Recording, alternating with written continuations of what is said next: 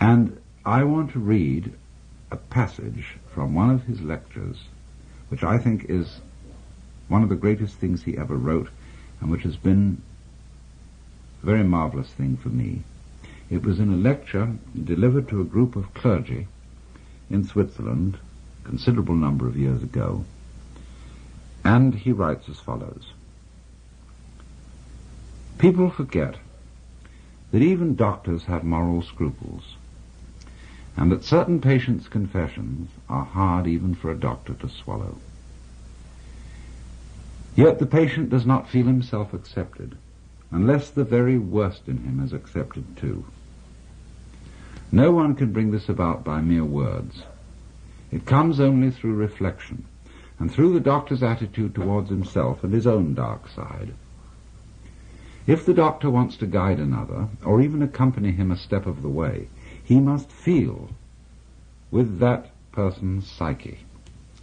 He never feels it when he passes judgment.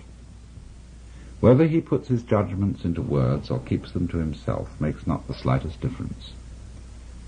To take the opposite position and to agree with the patient offhand is also of no use. Feeling comes only through unprejudiced objectivity. This sounds almost like a scientific precept, and it could be confused with a purely intellectual, abstract attitude of mind. But what I mean is something quite different. It is a human quality, a kind of deep respect for the facts, for the man who suffers from them, and for the riddle of such a man's life. The truly religious person has this attitude. He knows that God has brought all sorts of strange and inconceivable things to pass, and seeks in the most curious ways to enter a man's heart.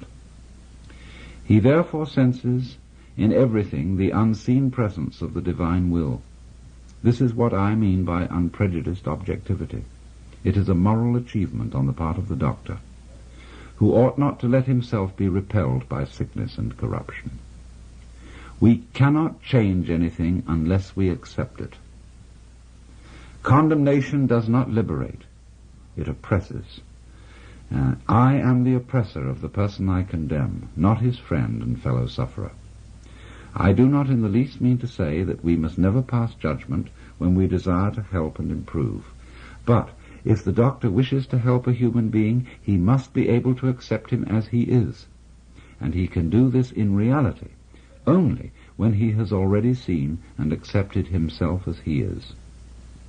Perhaps this sounds very simple, but simple things are always the most difficult. In actual life, it requires the greatest art to be simple, and so acceptance of oneself is the essence of the moral problem and the acid test of one's whole outlook on life. That I feed the beggar, that I forgive an insult, that I love my enemy in the name of Christ, all these are undoubtedly great virtues. What I do unto the least of my brethren, that I do unto Christ. But what if I should discover that the least amongst them all, the poorest of all beggars, the most impudent of all offenders, yea, the very fiend himself, that these are within me, and that I myself stand in need of the alms of my own kindness, that I myself am the enemy who must be loved, what then? Then, as a rule, the whole truth of Christianity is reversed. There is then no more talk of love and long-suffering. We say to the brother within us, Raka, and condemn and rage against ourselves.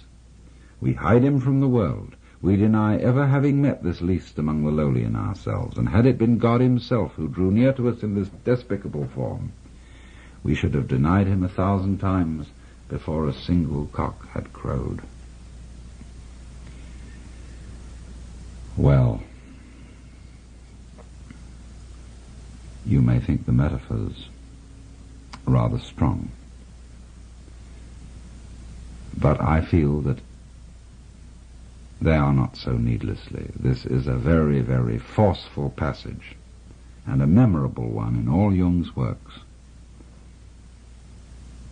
trying to heal this insanity from which our culture in particular has suffered, of thinking that a human being can become hale healthy and holy by being divided against himself in inner conflict, paralleling the conception of a cosmic conflict between an absolute good and an absolute evil, which cannot be reduced to any prior and underlying unity.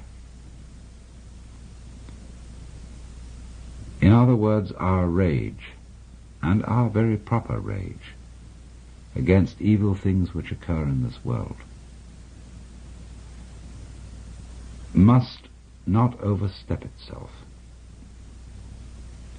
For if we require as a justification for our rage a fundamental and metaphysical division between good and evil, we have an insane and, in a certain sense, schizophrenic universe, of which no sense whatsoever can be made. All conflict, Jung was saying, all opposition, has its resolution in an underlying unity. You cannot understand the meaning of to be unless you understand the meaning of not to be. You cannot understand the meaning of good unless you understand the meaning of evil. Even St. Thomas Aquinas saw this, for he said that just as it is the silent pause which gives sweetness to the chant, so it is suffering, and so it is evil, which makes possible the recognition of virtue.